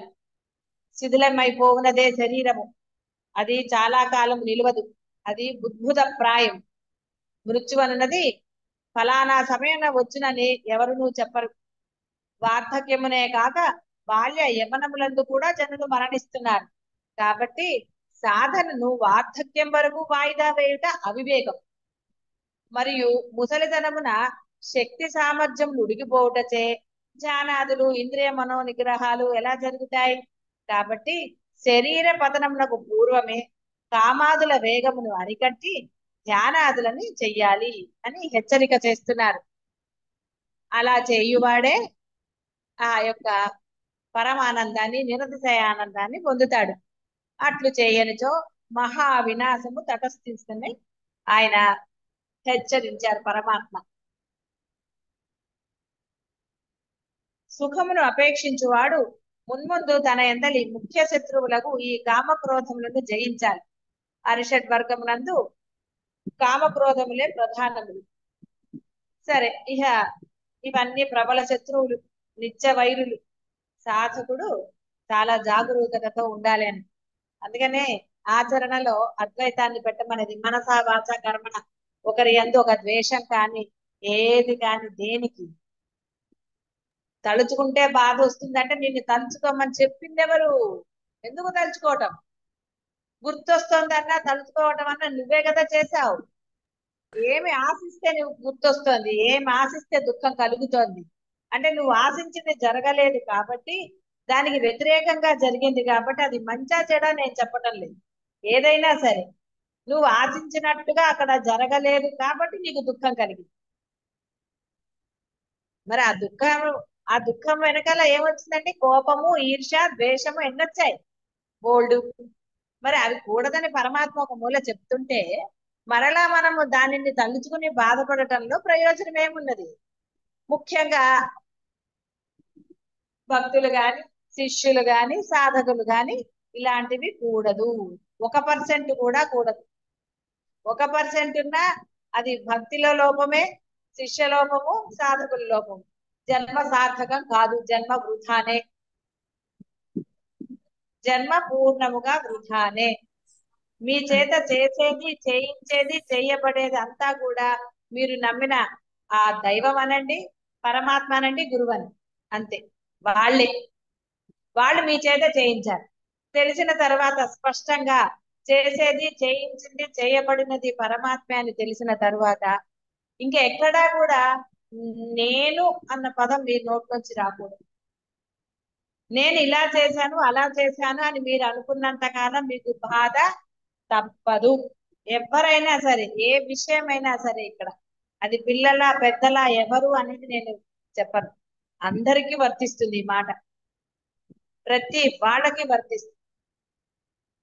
కాబట్టి ఎప్పుడైతే మీరు పరమాత్మ యందు పూర్ణ విశ్వాసం మీకు ఉన్నదో, చేసేది, చేయించేది, చేయబడేది ఆ పరమాత్మే అని మీలో గనక విశ్వాసం ఉంటే ఎక్కడ నేను చేశానని మీరు అనరు. ఎందుకంటే మీరు నేను చేశాను అని అనుకున్నప్పుడే మీకు బాధ కలుగుతుంది. నేను అనేది మీ దగ్గర లేకపోతే మీకు బాధ కలుగదు. బాగా గుర్తుపెట్టుకోండి. ఇక్కడ అవతలి వాళ్ళ సంస్కారంతో మీకు పని లేదు, అవతలి వాళ్ళ గౌరవంతో మీకు పని లేదు. వాళ్ళు మనకి అంటే ఎవరికి వాళ్ళు కనుక నాకు వీళ్ళు గౌరవం ఇవ్వటం లేదు అనుకున్నప్పుడే బాధ కలుగుతుంది. గౌరవం ఇవ్వటము ఇవ్వకపోవడం అనేది వాడి సంస్కారం మీద ఆధారపడి ఉంటుంది. వాడు చదువుకున్నవాడు కావచ్చు, చదువుకోని వాడు కావచ్చు, ఎవరైతే ఏమిటండి, అది వాళ్ళ సంస్కారం మీద ఆధారపడి ఉంటుంది. పొందలేదు అన్న ఈ దుగ్ధ వచ్చింది అనుకోండి, బాధ కలుగు. దేనికి? కాబట్టి ఇక్కడ బాగా గుర్తుపెట్టుకోవాలి. లేకపోతే అంతటి జనక మహారాజు అష్టావక్రుల వారు వచ్చి, అష్టావక్రులు అంటే ఆయన శరీరం అష్టవంకర్లు ఉంటుంది, అందుకని ఆయనకి తండ్రి అష్టావక్రుడు అని పెట్టేశాడు పేరు, మహాజ్ఞాని. మరి అలాంటి వాడికి వస్తే ఎంతో మంది పండితులు వచ్చారు జనక మహారాజు దగ్గరికి, ఎవ్వరూ ఆయనకి అంటే ఆయన యొక్క సందేహం తీరలేదు. ఇది ఎలా సాధ్యమవుతుంది అన్న దాని మీద వాళ్ళు ఎంతో చెప్పినా అతనికి తృప్తి కలగలేదు. ఎంతో మంది వచ్చారు. తర్వాత ఒకసారి ఆయన అష్టావక్రుల వారు వచ్చారు. ఆయన పొట్టిగా అష్టవంకర్లు తిరిగి ఉంటుంది ఆయన శరీరం, చూడడానికి కూడా ఏ మాత్రం కూడా నమస్కార యోగ్యంగా లేదు అతని శరీరం. చూసుకోండి, నిన్న వచ్చింది కదా శరీరం చూస్తారు కొంతమంది, అలా లేదు అతని రూపం. అయినా సరే రాజా నేను నీకు చెప్తాను అనగానే తప్పకుండా చెప్పండి అన్నాడు. నేను చెప్పాలి అంటే నువ్వు నన్ను గురువుగా అంగీకరించాలన్నాడు ఆయన. అంతటి మహారాజు నోరు మూసుకుని కింద దిగొచ్చాడు, అంతేగాని గౌరవం పోతుంది అని అనుకోలేదు. సరే మీరే నా గురువు అన్నాడు. ఆయన కాళ్ళ దగ్గర కూర్చొని నమస్కారం చేసి అడిగాడు, స్వామి మీరే నా గురువు, నేను స్వీకరిస్తున్నాను అన్నాడు. రాజ్యం నీ పేరు మీద ఏది ఉండడానికి వీలేదు, మొత్తం ధారపోయి అన్నాడు. ఆయన ఏమి అతన్ని హేళన చేయలేదు. వీడేమిటి అసలు అది ఇదని, అసలు నువ్వు చెప్పగలుగుతావు, ముందు చెప్పు, తర్వాత రాజ్యం గురించి అని అనలేదు జనక మహారాజు. ఆయనకు ఆ వినయం ఉంది కాబట్టి ఆయన రాజర్షి, ఆయనకి జ్ఞానం లభించింది. వినయం ఉన్న వాళ్ళు ఎప్పుడు కూడా అలాంటి మనం కోరుకోవాల్సిన అవసరం లేదు. కాబట్టి వెంటనే అతను దిగొచ్చాడు, సింహాసనం మీద ఇన్ని కూర్చోబెట్టాడు, ఆయన కాళ్ళ దగ్గరే కూర్చున్నాడు. అర్జునుడు కూడా కృష్ణ పరమాత్మ కాళ్ళ దగ్గర కూర్చున్నాడు. ఎక్కడ కూర్చున్నారండి? అసలు కృష్ణ పరమాత్మ ఎందుకు రథం నడపాలి? సాక్షాత్తు తాను పరమాత్మని పుట్టినప్పటి నుంచే చెప్పాడు. ఆయన అవమానంగా ఫీల్ అయ్యాడా? ఏం చేయమంటావు చెప్పు అర్జున, నేను నీకు సరే స్వామి అయితే నా రథాన్ని తోలన్నాడు. ఆయన ఏమైనా అవమానపడ్డాడా? నేను ఇంత పరమాత్మని నన్ను రథం తోలమంటావా అని అన్నాడా? అంతర్యం గ్రహించాడు కాబట్టి ఏమీ అనలేదు. తేడా ఎక్కడుంది? అర్జునుడిలో ఉన్నది కృష్ణ పరమాత్మ, కృష్ణుడిలో ఉన్నది కూడా కృష్ణ పరమాత్మే, వేరే వాళ్ళు లేరు. అప్పుడు అవమానం ఎక్కడి నుంచి వచ్చిందండి? భావనలోనే అవమానం కానీ ఏది కానీ ఉంటుంది. మీ భావన, మీ బాధ అనండి, ఏదైనా నేను, ఇదంతా కూడా ఎక్కడి నుంచి వచ్చింది? నేను. అప్పుడు ఆయన బోధ చేస్తే అతనికి జ్ఞానోదయం కలిగింది. అష్టావక్ర గీత అంతా అదే. జనక మహారాజు సందేహాలు అడుగుతూ ఉంటే ఆయన వివరించారు. మహాజ్ఞాని. మరి ఆకారం ఎలా ఉంది? నమస్కార యోగ్యం అంటే నమస్కరించాలని ఎవరు అనుకోరు, నవ్వుతారు ఆయన్ని చూసి. అలా ఉన్నాడు వంకర టింకరగా. 8 వంకర్లు ఉన్నాయి ఆయన శరీరంలో. కానీ రాజుగారు అలా హేళన చేయలేదు, నవ్వలేదు. నువ్వేమిటి చెప్తావు, నీ శరీరమే అనలేదు. చూసారా, అంతటి చక్రవర్తి. ఆయన ఏం చిన్న రాజు ఏం కాదు, మహా చక్రవర్తి అతను కూడా. ఇక్కడ మనము ఇవన్నీ లోపల పెట్టుకుంటే గుర్తొస్తున్నాయన్నా ఏదైనా సరే, ఎంతైనా మనం కష్టపడి ఉండవచ్చు. ఎవరైనా సరే, ఏదైనా సరేనండి, ఏ పరిస్థితి అయినా సరే అది బ్రహ్మ నియతిలో అలా జరగాలన్నప్పుడు జరుగుతుంది. అయితే వాళ్ళు అనటం వల్ల అన్నది ఒక్కటే మనకి బాధ కలిగించే విషయం అవుతుంది. కాబట్టి అది వాళ్ళ సంస్కారము, వాళ్ళు అంతే అని అనుకున్నప్పుడు బాధ ఎలా కలుగుతుంది? అలాగేదా ఎన్నోసార్లు అలాగేదమ్మా. చెప్పుకున్నాము. ఏదో ప్రపంచంలో 1,00,000 మంది ఉంటారు, అందరికీ సమాధానం చెప్తే నీ జీవితం ఏమవుతుంది? ప్రహ్లాదుడు అంతటి వాడిని, ప్రహ్లాదుడిని మరి వాళ్ళ నాన్న ఎన్ని తిప్పలు పెట్టాడు, చంపాలని ఎంత ప్రయత్నం చేశాడు, చనిపోయాడా? లేదమ్మా. ఏమీ లేదు భయపడలేదు. గురు నృసింహస్వామిని చూసి కూడా ప్రహ్లాదుడు ఏం భయపడలేదే. ప్రహ్లాదుడిని లేదు అడుగుతాడు ఆయన, నృసింహస్వామి, ఏరా నాన్న, నన్ను చూస్తే నీకు భయం కలగలేదా అని. నా స్వామిని చూస్తే నాకెందుకు భయం అన్నట్టు. అందరూ భయపడ్డారు నృసింహస్వామిని చూసి, ఆ ఆకారాన్ని చూసి, భీకర రూపాన్ని చూసి దేవతలు కూడా భయపడ్డారు. ఆయన దగ్గరికి వెళ్ళి స్తోత్రం చేయడానికి కూడా అందరూ కలిసి, నువ్వే కదా అనుకున్నావు కాబట్టి నువ్వు వెళ్ళు స్వామి దగ్గరికని ఆ చిన్నపిల్లవాడిని తోశారు. చక్కగా నవ్వుకుంటూ వెళ్ళారట. అతను వెళ్ళి స్వామిని కీర్తిస్తే చక్కగా స్వామి ఒళ్ళో కూర్చోబెట్టుకున్నాడు. అప్పుడు ఆయన అడిగాడు, ఏమిట్రా నీకు భయం వేయలేదా? ఆ స్వామిని చూస్తే నాకెందుకు భయం అన్నాడు ఆ పిల్లవాడు. చూసారా, మరి అంత చిన్న పిల్లవాడు మామూలుగా అయితే భయపడాలి. అవును ఇలా మనకి అవును పురాణాల్లో ఉన్నాయి కదా అంటే అవి జరిగినవి. మరి అవి ఎందుకు చెప్పుకుంటున్నాము? ఆ ధైర్యంతో మనం వీటన్నిటిని జయించి ఈ జన్మలోనే ఆ యొక్క మోక్షాన్ని పొందాలి. జన్మ సార్థకం చేసుకోవాలంటే వీటి ఎందుకండి? ఇవన్నీ నశించేవా? ఇంకోటా? ఏది లేదు. అదే దేహమే పోతుందే, మన దేహాన్ని పొయ్యే లోపల దీన్ని సాధించాలి అన్న పట్టుదల ఉండాలి తప్ప ఇవన్నీ పట్టుకుంటే మరి దేహము మన కోసం ఆగనే. బాగా గుర్తుపెట్టుకోండి, నేను మళ్ళీ చెప్తున్నాను. ఆయన మనకి ఊపిరిలు మాటలు లెక్క పెట్టి ఇచ్చాడు. క్రోధం ఉన్నప్పుడు మీ యొక్క ఊపిరి ఎక్కువ సార్లు అవుతుంది, మాటలు ఎక్కువ వస్తాయి. ఇది ఎవడిని వాడే ఉద్ధరించుకోవాలి. ఇక్కడ నేను ఒకళ్ళని అంటున్నానా, ఒకటి చెప్తుంటే రెండో వాళ్ళని సపోర్ట్ చేసినట్టు కాదు. అందరికీ వర్తించే మాటలే ఇవి. ఎవరిని సపోర్ట్ చేయరు, గురువులు ధర్మమే, అందరికీ చెప్పే మాటే. అసందర్భంగా మాట్లాడిన అతనికి కూడా మాటలు లెక్కే కదా, ఎవరికైనా అంతే. ఇక్కడ అతను అనగానే ఎవరో పర్టికులర్ గా అంటున్నాను అనుకోకండి, సాధారణమైన మాట వస్తుంది. ఇది అందరిళ్లలో జరిగేవే. ఇవన్నీ ఉంటాయి. అది పెద్దవాళ్ళ చిన్నవాళ్ళ ఏ బంధమా అనవసరం అవన్నీ. తండ్రే మరి వేరే వాడిని కీర్తిస్తున్నాడంటే చంపడానికి పోతే ప్రహ్లాదుడు ఏమన్నా భయపడ్డా ఏమన్నా చేశాడా? ఎంత నిర్భయంగా ఉన్నాడు మరి ఆ పిల్లవాడు. ఎలా వచ్చింది? భక్తి వల్ల ధైర్యం వచ్చింది ఆ పిల్లవాడికి. ఆ స్వామి నన్ను రక్షించి తీరుతాడన్న ధైర్యం, ఆ ధైర్యం మీలో ఉంటే మీకు ఉంటుంది. ఏది ఆ ధైర్యం ఉంటే మరి అది పరమాత్మ మీద ఉండాలి, లేదంటే నేను ఉపాసించే దైవము, లేదా గురువు మీద. ముగ్గురు లేదంటేనే మీకు భయమో ఇంకోటో వస్తాయి. కాబట్టి ఎవరి మీద ఉన్నా సరే మీరు ముక్తిని పొందుతారు. ఈ జన్మ అంతే పొందాలి అని మీరు అనుకుంటే అంత ప్రయత్నం మీరు చేసి తీరవలసిందే. అందుకనే ప్రహ్లాదుడికి అప్పుడు ఏమి కాదు, సరే అయిపోయింది. కొన్నాళ్ళు అతని రాజ్యం అన్ని చేశాడు, సమయం వచ్చింది. అత్యంత భక్తి, దైవము తప్ప అన్యం లేదు అన్నాడు కాబట్టి దైవమే దిగి వచ్చి ప్రహ్లాదుడికి బోధ చేశాడు. మరి లేదా ప్రహ్లాదుడికి ఎందుకు వచ్చి ఆయన చేస్తాడండి? ఏ గురువునో పంపించాలి కదా. కానీ ఆ యొక్క విష్ణుమూర్తి తప్ప అన్యము లేదని అతను భావించాడు కాబట్టి దైవమే దిగి వచ్చాడు.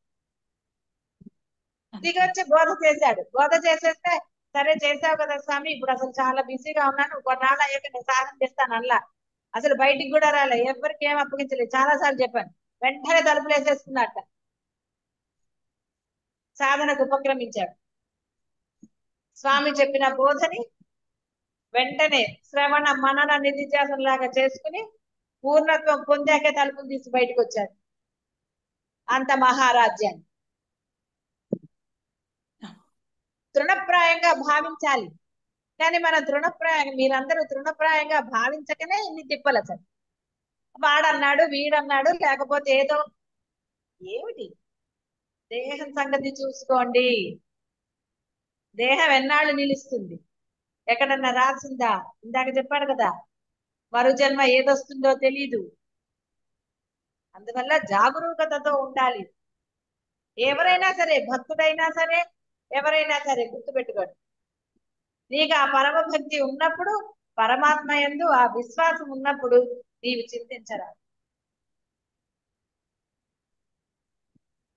అప్పుడే ఆ మోక్షాన్ని పొందవచ్చు. అంటే ఆనందాన్ని, సుఖమును అపేక్షించువాడు ఆనందంగా ఉండాలి అంటే లోకం అనేవాళ్ళు అంటూనే ఉంటారు. మీరు చేసినా అంటారు, చెయ్యకపోయినా అంటారు, పొట్టిగా ఉన్నా అంటారు, ఎలా ఉన్నా అంటారండి.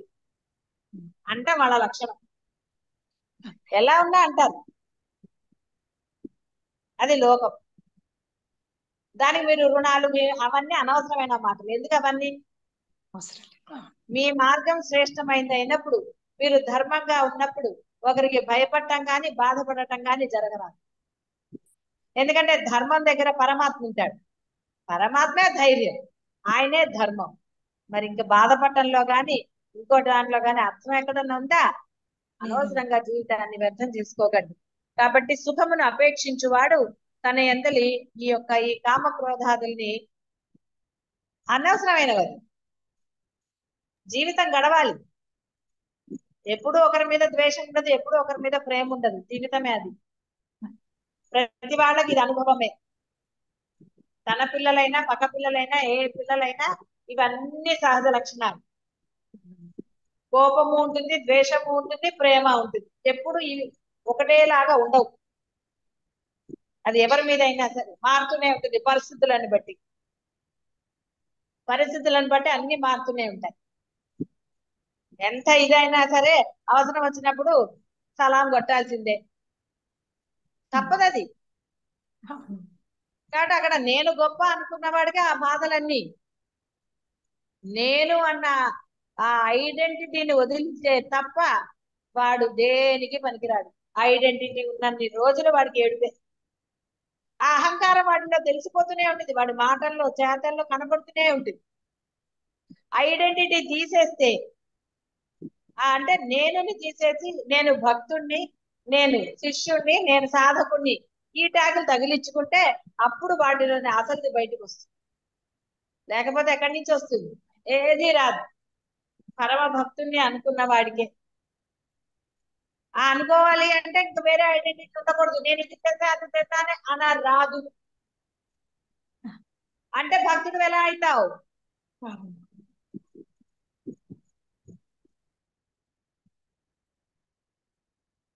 కాబట్టి బోల్డు దోషాలు కూడా ఉంటాయి. కాబట్టి అవన్నీ జయించాలి అంటే సాధకుడు చాలా జాగరూకతతో ఉండాలి. కాబట్టి ఇక్కడ సాధకుడు అన్నారంటే ముగ్గురు అని కొట్టివ్వండి. ఎందుకంటే ఇంకా ఉపాసనలు ఉన్నారు కదా, దైవం ఏంది, ఇంకా భక్తి ఉంది కదా. అదేమి నేను చెట్టతనం అనట్లేదు. ఆ ప్రహ్లాదుడు లాంటి భక్తి పెట్టుకోండి.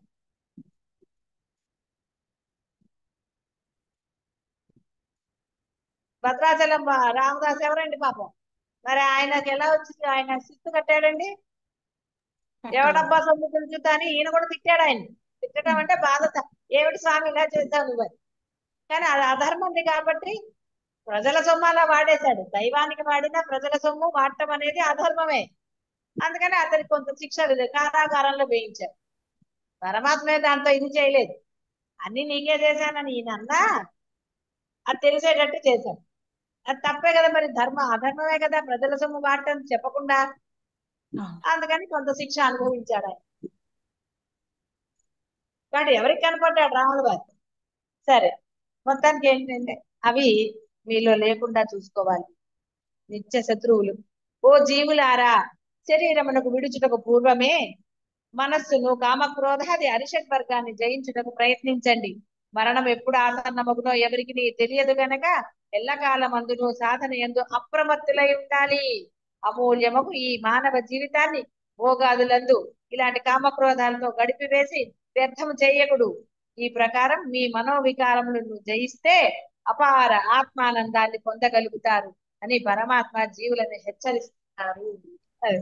అందుకని జీవితాన్ని వ్యర్థం చేసుకోకండి, అనవసరమైన అహంభావాలకి పోకండి, అస్సలు కొచ్చినే లేదు అలా. నేను అన్నది రానివ్వకండి.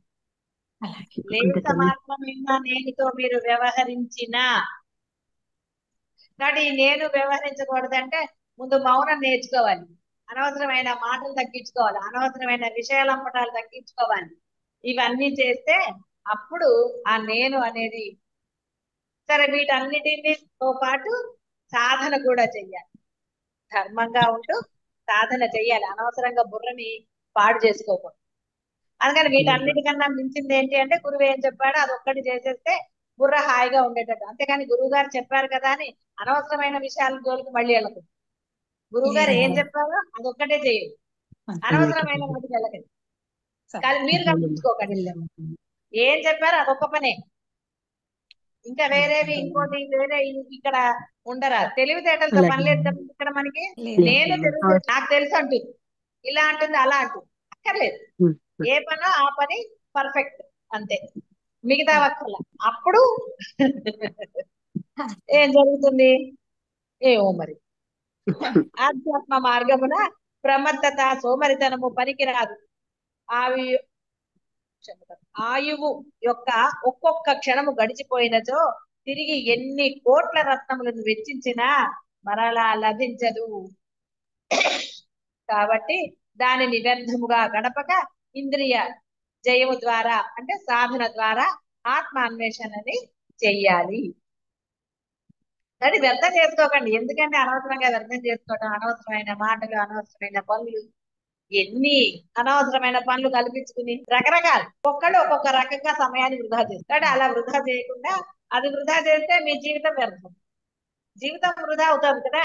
కాబట్టి జాగరూకతతో ఉండండి. ఎవడు లోన ఆత్మయందే సుఖించుచు ఆత్మయందే క్రీడించుచు ఆత్మయందే ప్రకాశం కలవాడై ఉండునో అట్టి యోగి బ్రహ్మస్వరూపుడై బ్రహ్మ సాక్షాత్కారాన్ని అంటే మోక్షాన్ని పొందుతాడు. ఏమి సందేహం లేదు, పరమాత్మ చెప్పాడు అంటే అది 100%, డౌటే లేదు. లోన ఆత్మయందే సుఖించుచు ఆత్మయందే క్రీడించుచు ఆత్మయందే ప్రకాశం కలవాడై ఉంటాడో అట్టి యోగి బ్రహ్మస్వరూపుడై బ్రహ్మ సాక్షాత్కారాన్ని మోక్షాన్ని పొందుతాడు. బ్రహ్మానందాన్ని ఎవడు పొందగలడో చెప్పాడు కదా ఆయన. సర్వోన్నతమగు ఆ బ్రహ్మ నిర్వాణ స్థితిని ప్రయత్నం చే సర్వులను పొందవచ్చు. ఆ ప్రయత్నమే బాహ్య సుఖములను ఇచ్చగింపక దృష్టిని అభ్యంతరమున మరలించి ఆత్మసుఖమునే అన్వేషించుట. ఆత్మయందే రమించాలి అనగా ఇంద్రియములను మనస్సును విషయాదులపైకి భోగ విలాసములపైకి పరుగుడనీయక అరికట్టి వివేక వైరాగ్యాదుల చేవాణిని స్వస్వరూప ఆత్మయందు స్థాపితం చేసి. ఇదేం పెద్ద కష్టమైంది కాదు. మీ మనసు ఎప్పుడైతే దృఢ నిశ్చయం చేసుకుంటుందో, దృఢ సంకల్పం చేసుకుంటుందో సాధన యందు, అప్పుడు ఇవన్నీ జరుగుతాయి. మీరు బయటికి వెళ్ళినా ఎక్కడికి వెళ్ళినా మనస్సు మటుకు వాటి యందు ఇదవక మాట్లాడతారు, చక్కగా ఆనందంగానే ఉంటుంది, ఎక్స్ప్రెషన్లు ఉంటాయి, అన్ని ఉంటాయి, కానీ లోపలికి ఏది లోపలికి వెళ్ళదు. మనసు ఆ ఆత్మ యందే ఉంది. ఇది సాధ్యమైనదే. ఇది మీలో కొంతమందికి అనుభవం కూడా, మా అయితే అందరికీ అనుభవం అయి ఉండొచ్చు, ఏమి అందులో ఏమి సందేహం లేదు. కాకపోతే మళ్ళీ ఆ నేను రాణిస్తున్నారు కాబట్టి, ఆహా నేను కనుక పొందాను ఈ ఆనందాన్ని, ఆహా నాకు లభించింది అనే అహంకారంగా అనుకోవటం బట్టి మరలా పతనం అవుతున్నారు. సామాన్య జనులు సుఖము కొరకై బాహ్య పదార్థములనే శోధిస్తారు. తద్వారా వారు అల్పమగు ప్రతిబింబ సుఖమునే పొందుచు దానినే గొప్పగా తలిచి తృప్తి పడుతూ ఉంటారు. ఏమిటండి బాహ్యంలో ఏమిటి నువ్వు సాధించింది? నేను ఉద్యోగంలో ఉన్నప్పుడు అది పొందానండి, వయసులో ఉన్నప్పుడు ఇది చేశానండి, ఒక్క చేత 25 మందికి చేశానండి, ఏమిటా గొప్ప? అలాంటి వాళ్ళు లేరా? 3 మంది. అవన్నీ అనవసరమైన మాటలు. సాధకుడు అలాంటి మాటలతో కాల్యాన్ని వ్యర్థపుచ్చరాదు, అనవసరం. నువ్వు ఎప్పుడు ఎంత గొప్పవాడివైతే ఎందుకండి? ఏమిటి దానివల్ల ఉపయోగం? అల్లెప్పుడో నువ్వు అదేదో ఉద్యోగం చేసావు అన్నది ఇప్పుడు అవసరమా? అనవసరమైన విషయం. నువ్వు అప్పుడెప్పుడో అంత గొప్పవాడలేదు, ఇప్పుడు ఏంటి దానివల్ల ఉపయోగం ఏమన్నా ఉందా? లేచ మాత్రం కూడా లేదు కదా. అదేదో తాత నేతలు తాగారు అని ఇది వీడు మూర్తించినట్టుగా అలా ఏమన్నా ఉంటుందా? ఎందుకండి ఉండదమ్మా. ఐడెంటిటీ ఉండకూడదంటే మళ్ళీ ఫ్లాష్ బ్యాక్ ఉన్నా నేను ఫలానా అంటే ఇంకా ఏముంటది? నేను పోయిందా మరి? ఎక్కడ పోయింది నేను?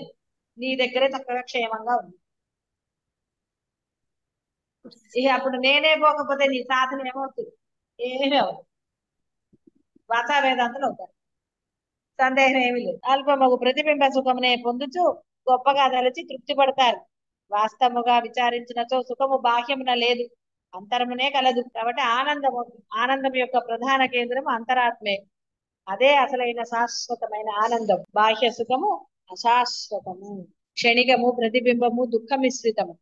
ఈ సత్యమెరింగి వివేకవంతులు తమ యావత్ శక్తిని అంతర్ముఖంగా మరలించి ఆత్మసుఖంనే పొందుతారు. అట్టి వారు ధన్యులు, కృతకృత్యులు. అచిరకాలంలో వారు బ్రహ్మభూతులై ఉంటారు. కాబట్టి వివేకవంతులు తమ యావత్ శక్తిని అంతర్ముఖంగా మరలించి ఆత్మసుఖాన్నే పొందుతారు. అట్టి వారే ధన్యులు, కృతకృత్యులు. అచిరకాలంలో, అచిరకాలంలో అంటే తొందరగా వారు బ్రహ్మభూతులై వెలుస్తారు. అగ్నులు బాహ్యంలో గల వస్తువులందే క్రీడిస్తారు, విషయ క్షేత్రములందు రమిస్తారు.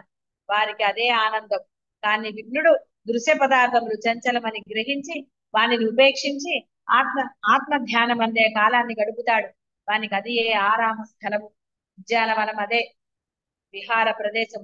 బహిర్ముఖ దృష్టి గల వారికి దాని యొక్క విలువ తెలియదు. అట్టి వస్తువు ఒకటి ఉన్నదని వారు తెలుసుకున్నా దృష్టి పెట్టరు. వివేకవంతులు దాని సత్తువ అంటే దాని శక్తి గ్రహించి దాని అందే క్రీడిస్తూ అనంత శాంతిని పొందుతారు. అదే తేడా జ్ఞానికి అజ్ఞానికి. అంతే.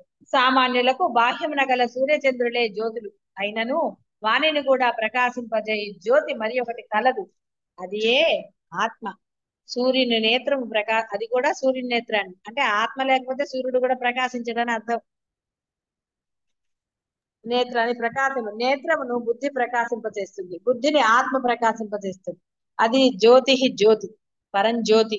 మహనీయులు అట్టి ఆత్మ జ్యోతిని ఆశ్రయించి శాశ్వత ప్రకాశములై వర్తిస్తారు, జీవనములై వర్తిస్తారు. దృశ్య వ్యామోహమును వదిలి ఆత్మయే సుఖస్థానముగాను క్రీడాస్థలిగాను ప్రకాశ క్షేత్రముగాను కలవాడు నిరంతరము ఆత్మధ్యాన పరాయణుడే అగుచు బ్రహ్మభూతుడై మోక్షాన్ని పొందుతాడు. కాబట్టి ఎంత హాయి.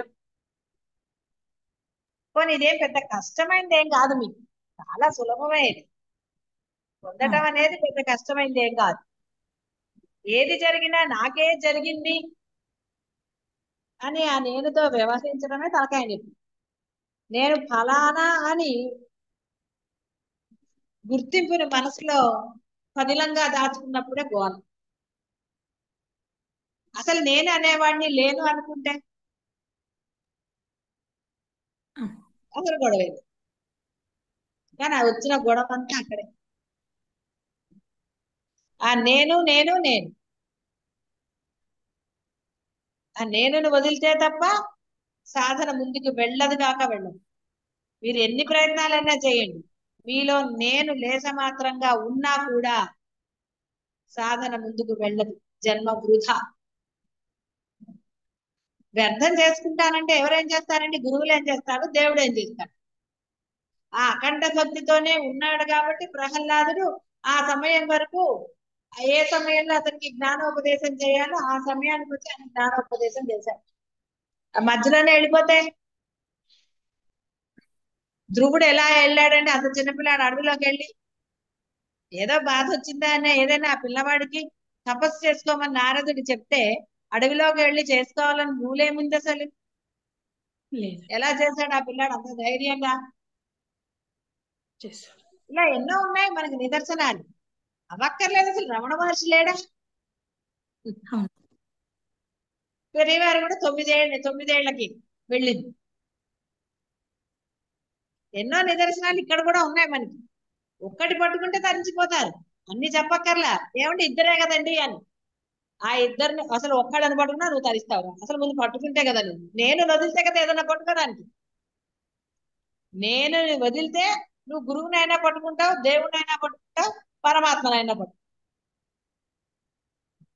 ఈ నేనుతో నువ్వు పట్టుకోవడం అసాధ్యం. ఈ దేహంతో మీరు ఎవరినండి పట్టుకోగలిగింది? ఎవరిని పట్టుకోలేరు. బాగా ఎవరిని గుర్తుపెట్టుకోండి. పట్టుకోలేమమ్మా. గురు దేహానికి నమస్కరిస్తారు తప్ప గురు తత్వానికి మీరు నమస్కరించట్లేదు. కాబట్టి నేనని వదిలేయండి. ఆ నేనని వదిలేసిన వాళ్ళే రాజర్షులు అవుతారు, బ్రహ్మర్షులు అవుతారు. నేనని వదలలేదు కాబట్టి విశ్వామిత్రుడికి అన్ని వేల సంవత్సరాలు పట్టి, ఎప్పుడైతే అతను దృఢంగా నిశ్చయించుకుని ఈసారి నేను నేనుతో చెయ్యను, నేను నేనుగా కాదు, నేను కేవలం తపస్సు చేయాలి అంతే అనుకుని చేశాడు. అక్కడ నేను కేవలం ఒక మాట చెప్పడానికి వాడాడు.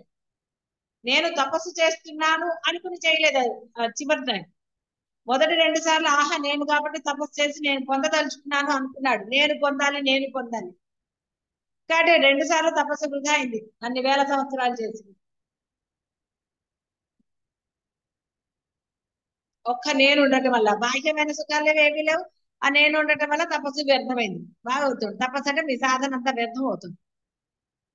కాబట్టి లేస మాత్రమైన నేను లేకుండా ఆయన తపస్సు అప్పుడు చేశాడు కాబట్టి వెంటనే ఆయనకి అప్పుడు అన్ని వేల సంవత్సరాలు పట్టలేదు. ఎప్పుడైతే నేను నశించిందో వెంటనే అతనికి సిద్ధి లభించింది. కాబట్టి మీరు ఆ నేనుతో ఉండకండి, ఆ నేనుని తీసేయాలి తక్షణమే. నేను వచ్చిందా మీకు మీరు శిక్షించుకోండి, నష్టమే లేదు. నేనే అంటే దేహాన్ని శిక్షించే లాభం అండి. మీ మనస్సు నేను అంటుంటే దానికి బుద్ధి చెప్పాలి. దానికి బుద్ధి చెప్పాలి అంటే కఠినంగా సాధన చేసి తీరాలి. అంతేగాని దేహాన్ని శిక్షించుకుంటాను అనుకుంటే ఏంటి ఉపయోగం? అప్పుడు దేహానికి శిక్షిస్తే అది కుయ్యో మొర్రో అంటే సాధన ఏం జరుగుతుంది? అందుకని దేహాన్ని శిక్షించడం అంటే అర్థం అది కాదు. ఏం లాభం అండి? 4 గుంజీలు తీస్తారు, మోకాళ్ళు నొప్పి వస్తుంది, నోరు మూసుకు కూర్చుంటారు. సాధన ఏం అబ్బా అబ్బా అంటే సరిపోతుంది. అందుకని మనసుకు శిక్ష వేయాలి. మనసు నేను అనకుండా కఠినంగా దాన్ని సాధన ఎందుకు లగ్నం చేయాలి. ఇవాళ ఎక్కువసేపు చేయలేదు కాబట్టి రేపు ఎట్టి పరిస్థితుల్లో దీనికి శిక్షగా నువ్వు ఇప్పుడు పొద్దున జరిగింది అనుకోండి, వెంటనే కూర్చోండి. అరగంట కాకపోతే గంట ఏం పర్వాలేదు. ఓ అరగంట అయ్యాక భోజనం చేస్తే నష్టమేం లేదు. సరే బాగా ఆకలేసింది అనుకోండి, తినేసి కూర్చోండి. అలా మనసుని శిక్షించాలి. అది బయటకు వెళ్ళింది కాబట్టి నేను అంది కాబట్టి దానికి సాధన అనే శిక్ష వెయ్యాలి. కదలకుండా చెయ్యండి, నిద్ర మానేసి చెయ్యండి. సినిమాలు చుట్టాలా నిద్ర మానేసి సెల్ ఫోన్ చూడండి అర్ధరాత్రి వరకు, అన్ని చేస్తారు. సాధన దగ్గరికి వచ్చారికే నిద్ర వస్తుంది, అదే ఉంటుంది. కాబట్టి మనసుకి శిక్ష వేయండి. ఆ శిక్ష వేయటం మీకు వస్తే అప్పుడు సాధన బ్రహ్మాండంగా ఉంటుంది. నేను అనేది మరల లేకుండా నశిస్తుంది. వలన మీలో ఉన్న నేనుని సహజంగా సమసిపోయేలాగా కఠినంగా సాధన చేయండి. ఈ సాధనకి మీ ఉద్యోగాలు ఎప్పుడు అడ్డు రావు. మీ ఉద్యోగంలో ఇంకా మీకు సానుకూలత లభిస్తుంది. మీరు ఎప్పుడైతే నేనుతో ఉంటారో ఉద్యోగంలో కష్టాలు వస్తాయి, ఇంట్లో కష్టాలు వస్తాయి, అంటే బాహ్యంలో కష్టాలు ఉంటాయి, అనుభవించవలసి వస్తుంది. నేను లేనప్పుడు ఎక్కడా మీకు అసలు లేస మాత్రమైన దుఃఖం కలగనే కలగదు.